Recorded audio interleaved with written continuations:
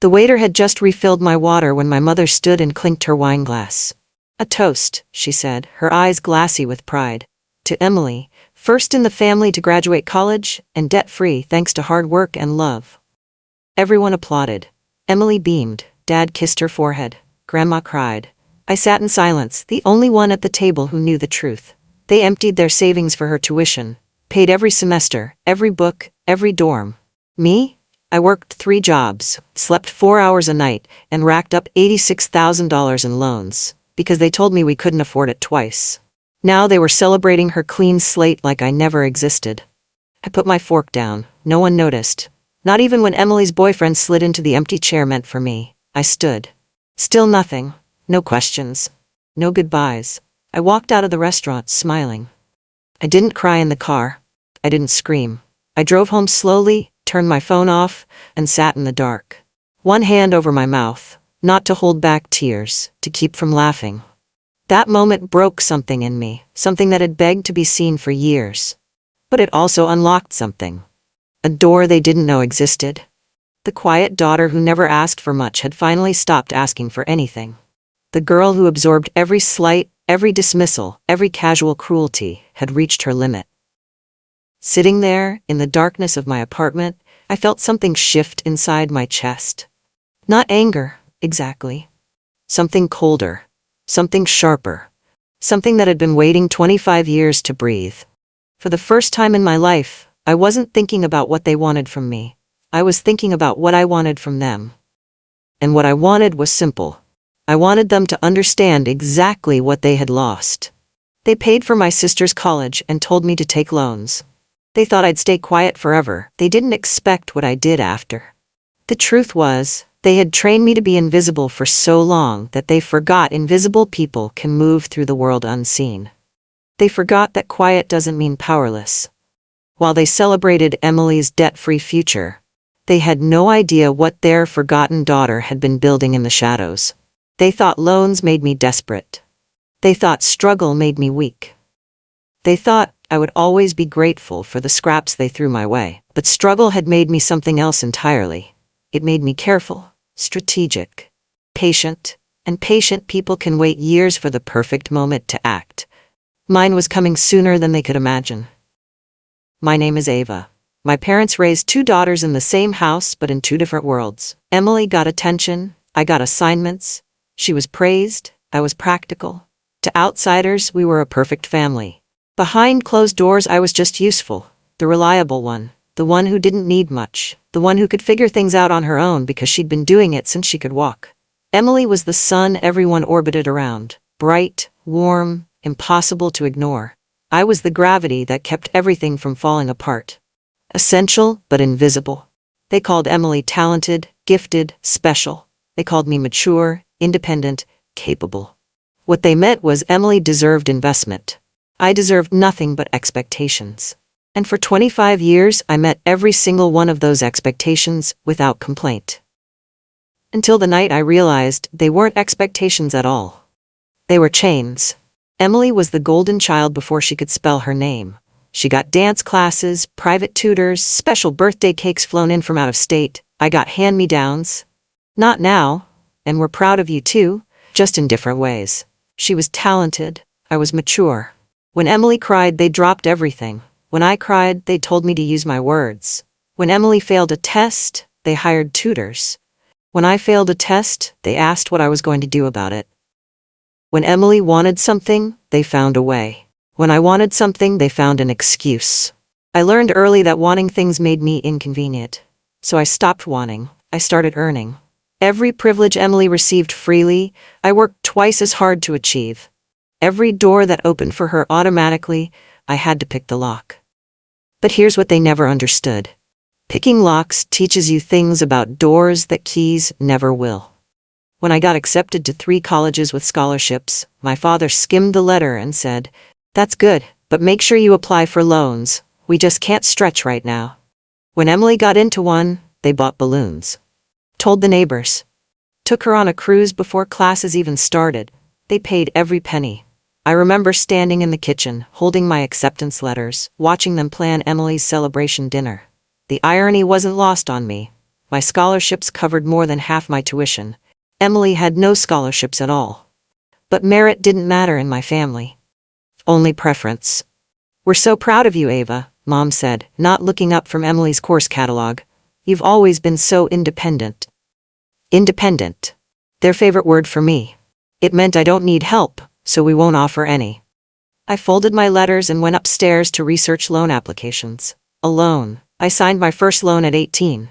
Mom said, "It'll build character." Dad said, "You're independent, you've always been like that."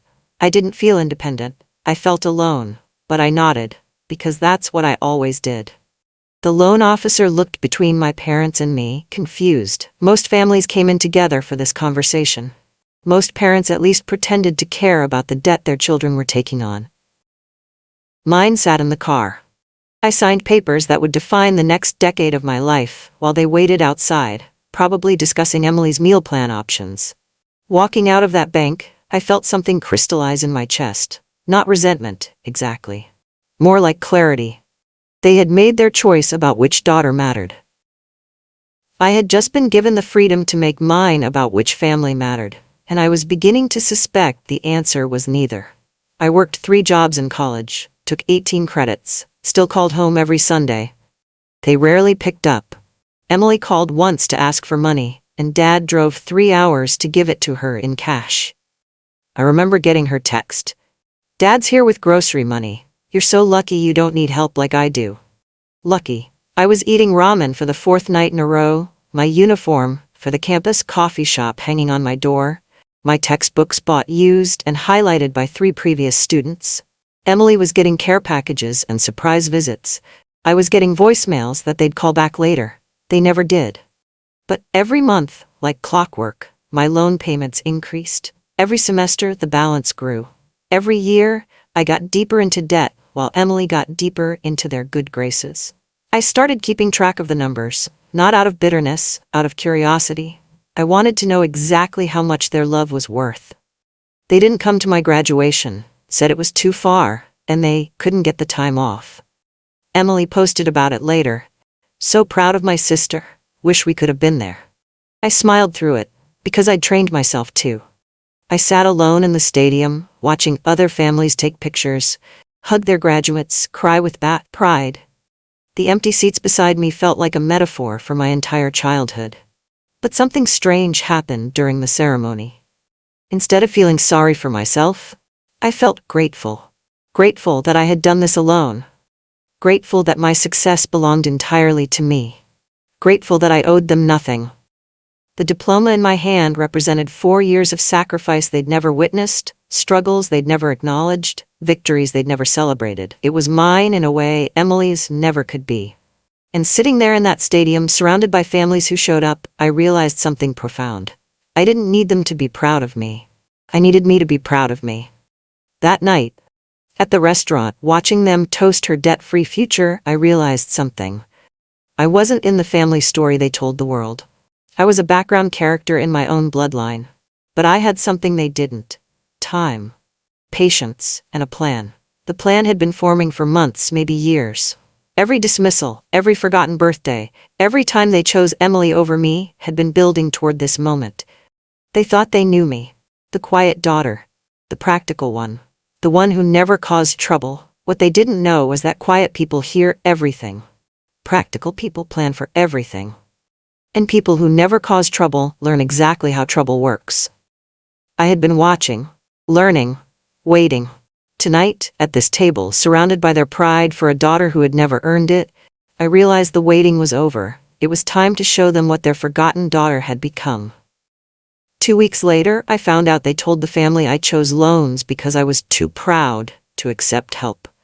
Aunt Janice said, "You've always been stubborn, Ava, but good for you, doing it on your own." I smiled. Yeah, that's me. The rewriting of history was masterful. In their version, I was the difficult daughter who refused their generous offer. Emily was the grateful daughter who accepted their sacrifice. No mention of the fact that they never offered me help. No mention of the fact that Emily never had to ask. Just a clean narrative where they were loving parents and I was the ungrateful child who chose hardship over family support. I could have corrected the story. Could have told Aunt Janice the truth. Instead, I nodded and smiled. Let them believe their version, because the truth was more powerful when it stayed hidden, when it was mine alone. They could rewrite the past all they wanted. They couldn't rewrite what was coming next. That same week, I got an email from my student loan servicer. My balance had reached $101,000 with interest. I stared at the screen. My hands shook. Then, for the first time in my life, I let myself get angry. Really, really angry. 6 figures, more than most people's houses. More than Emily's entire college education cost. Money that would follow me for decades. Money that would delay every dream, every plan, every hope I had for my future. Money they could have saved me from with a single conversation. The same conversation they had with Emily, without her even asking. I printed the statement, stared at the number until it burned into my vision. Then I did something I had never done before. I called them. "Hi, sweetheart," Mom answered. "How are you?" "I'm looking at my student loan balance," I said quietly. "Oh," a pause. "Well, you'll get it paid off. You're so responsible." I hung up without saying goodbye. That night, I started planning their education. What my parents didn't know was that I had been saving every spare dollar for 5 years. I had no rent, I house sat, no car, I biked, I didn't party, didn't splurge. While they thought I was surviving, I was stacking. Every job I worked, I saved 70% of what I earned. Every bonus, every tax refund, every birthday check from grandparents went straight into investments they didn't know existed. While Emily was living off their generosity, I was building something they couldn't imagine.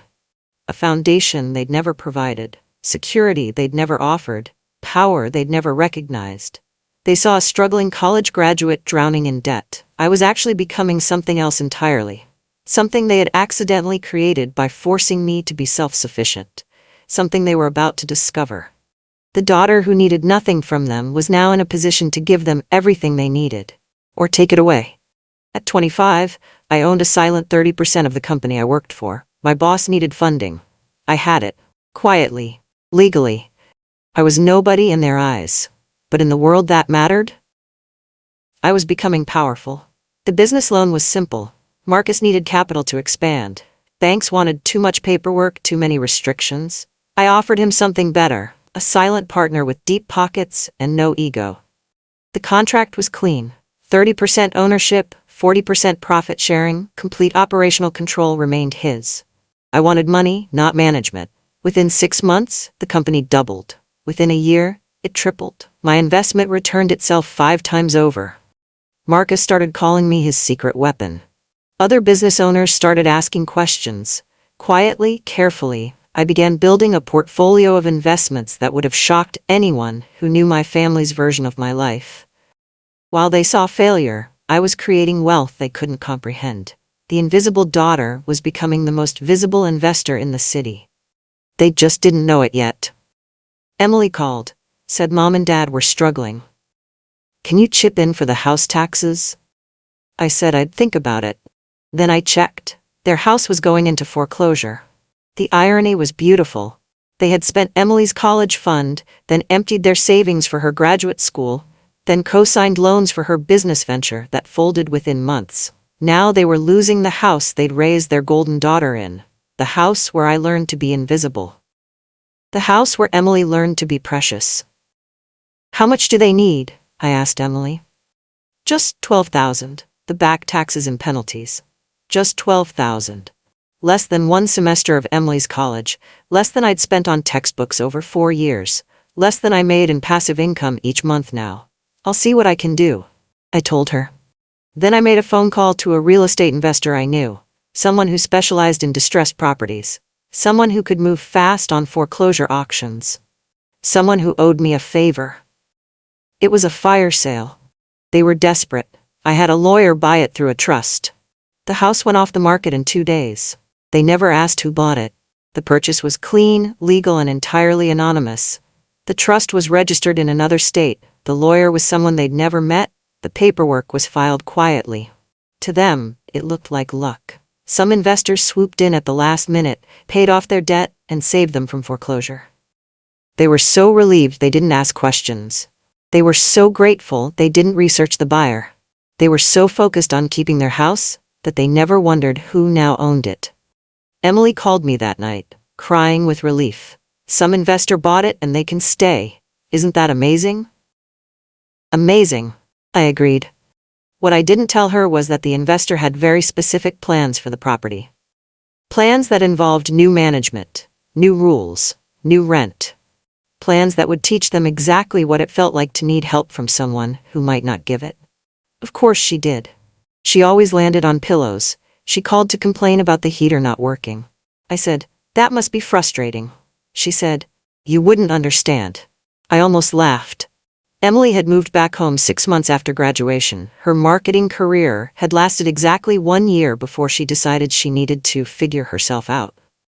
Mom welcomed her back like she was returning from war.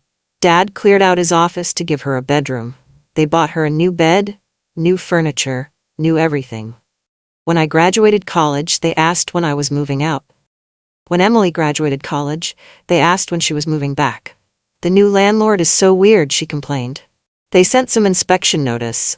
Like, "We've lived here for 20 years. What do they need to inspect?" The inspection was routine for new ownership, standard procedure. But Emily had never dealt with landlords before. She'd never dealt with anything before. "Maybe they just want to make sure everything's working properly," I suggested. "Whatever. Dad will handle it." Dad would try to handle it. But Dad was about to learn something important about power dynamics. About being the one who needed help instead of the one who gave it. 6 months later, they got the official notice. The new property owner was visiting to discuss new terms. They assumed it was some faceless LLC. It was me. I watched from across the street as the certified mail was delivered. Watched Dad sign for it with the casual confidence of someone who'd never doubted his security. Watched him open the envelope, read the letter, and call Mom to the door. Watched them both read it again, slower this time. Watched the moment they realized their comfortable world was about to change. The letter was professional, polite, and completely legal. It informed them that the property had changed ownership and that new lease terms would be discussed at a meeting scheduled for the following week. It was signed by my lawyer. It listed my business address. It included my phone number. They still didn't put it together. But they would. In exactly 7 days, at exactly 2 o'clock in the afternoon, they would understand that their forgotten daughter hadn't forgotten them at all. I walked in with my lawyer. Mom blinked twice. Dad went pale. Emily said, What are you doing here?" I said nothing. My lawyer slid the papers across the table. The conference room was small, sterile, perfect for difficult conversations. They sat across from me like defendants, confused and getting more and more nervous by the second. "I don't understand," Mom said, looking between me and my lawyer. "Ava, why are you here?" My lawyer answered for me. "Miss Ava is the principal owner of the trust that purchased your property. She's here to discuss your lease agreement." The silence was deafening. Dad's mouth opened and closed like a fish. Emily gripped the edge of the table. Mom just stared at me like she was seeing me for the first time. "I don't understand," Emily whispered. "You bought our house?" Still, I said nothing. Let them process. Let them feel what it was like to be powerless in a conversation about their future. Let them understand what I'd felt, 18 years old, signing loan papers alone. The papers my lawyer had placed on the table contained everything. Purchase documents, trust information, financial records. Proof that their invisible daughter was anything but. They read the name, saw the trust, the signatures, then looked at me. My lawyer said, "You have 60 days to vacate or begin rent payments under the new agreement." Silence. I said, "No hard feelings." The rental amount was fair. Market rate for a house that size, that location, not punitive, just commercial. No family discount, no special consideration, no generosity they'd never shown me. Just business. "Ava," Dad's voice cracked. "This is our home." "It was your home," I corrected quietly. "Now it's my investment property." Mom started crying. Not the gentle tears she'd shed over Emily's successes. Harsh, desperate sobs that shook her whole body. "We can't afford this," she whispered. I looked at her steadily. "Then I suggest you apply for assistance. There are programs for families in financial distress." The words hung in the air like an echo. How many times had they suggested I figure it out when I needed help? How many times had they told me to be independent when I was drowning? Now they knew what it felt like to need something they couldn't provide for themselves. No screaming, no crying, just reality. Mom said, "You'd really do this to your own family?" I looked at her, and for the first time I said, "You did it first." The truth settled between us like broken glass, sharp, unavoidable, cutting anyone who tried to move around it. "That was different," Dad said weakly. "How?" He couldn't answer. "Because there was no difference except that they'd had the power then, and I had it now." "We raised you," Mom whispered. "You raised Emily," I corrected. "You housed me." Emily was crying now, finally understanding that her comfortable world was collapsing. "Ava, please, we're family." "Family," I repeated slowly. "Do you know what my student loan balance was last month?" They didn't answer. $101,000, plus interest, for the education you told me I had to fund myself. I stood up, gathering my things. "The lease terms are generous. You have 60 days to decide. My lawyer will handle all future communications." At the door, I paused. "Oh, and Emily? You might want to start looking for your own place. The lease is only approved for 2 occupants." They moved out, quietly, sold furniture, borrowed money from Emily's boyfriend. I offered them no cruelty, no help, just distance. Boundaries they could no longer cross. I didn't gloat, didn't drive by to see them packing, didn't post about it on social media or tell mutual friends what had happened. I simply continued building the life they'd forced me to create, alone. The house sold within a month, to a young family with 3 children. People who would fill it with the kind of love and chaos it had never known when my parents lived there. People who would appreciate what they had. Mom called me once, a week after they moved. I let it go to voicemail. "Ava," her voice was small, broken. "I know you're angry, but please, we're your parents, we love you." I deleted the message without finishing it. Love was what you did, not what you said. And what they had done was teach me that I could only count on myself. So that's exactly what I did. Turns out, Emily had $40,000 in credit card debt. No one was there to bail her out. She called me, crying. I said, "You should have taken out loans," and hung up. The irony was perfect. Emily had spent years living off credit cards, assuming Mom and Dad would cover the bills when things got tight. She'd maxed out 5 different cards, buying clothes, vacations, and experiences she couldn't afford. Now, with their parents financially ruined and their house gone, reality was finally catching up. "Ava, please," she sobbed into my voicemail. "I don't know what to do. They're talking about garnishing my wages. I could lose everything." Everything. Like she'd ever built anything herself to lose. Like she'd ever worked for anything she had. Like she'd ever learned what it meant to struggle. I could have helped her. The $40,000 was nothing to me now. Less than I made in a month. But help had to be earned. And Emily had never learned how to earn anything. She was about to get her first lesson. I paid off every cent of my loans. I owned 2 properties, no mortgage, no debt, no contact with my parents. I'm not angry. I'm free. The final payment was satisfying in a way I hadn't expected. $101,000 transferred in a single transaction. Money that had hung over my head for 7 years, gone in an instant. Money they could have saved me from with a single decision. Money they chose to spend on Emily instead. I framed the paid-in-full letter and hung it in my office. Not out of spite, but as a reminder. A reminder of what I could accomplish when I stopped waiting for approval that would never come. My investment portfolio had grown beyond anything I'd imagined. The company I'd helped fund was expanding nationally. The real estate ventures were generating passive income that doubled every year. I was building wealth at a pace that would have impressed them if they'd ever bothered to pay attention. But their attention was no longer for sale. I had bought my freedom with their indifference. They still tell people Emily was the success story, that I was difficult. But the truth? I chose peace over their approval. I don't need their love anymore. I needed my life back, and I took it. Sometimes I see them around town. Dad looks older, smaller somehow. Mom avoids eye contact. Emily works at a retail job now, her marketing dreams abandoned for minimum wage and health insurance. They never approach me. Never try to reconcile. Never acknowledge what they lost when they chose to see me as less than. I'm okay with that. I built a life they can't touch, can't diminish, can't take credit for. A life funded by my own efforts, supported by my own strength, defined by my own choices. They wanted me to be independent. I became independent of them. They wanted me to figure it out alone. I figured out that I didn't need them at all.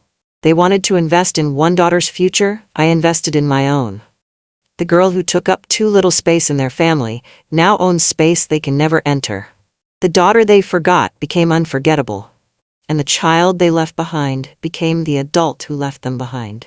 Sometimes the best revenge is simply living well without the people who never believed you could.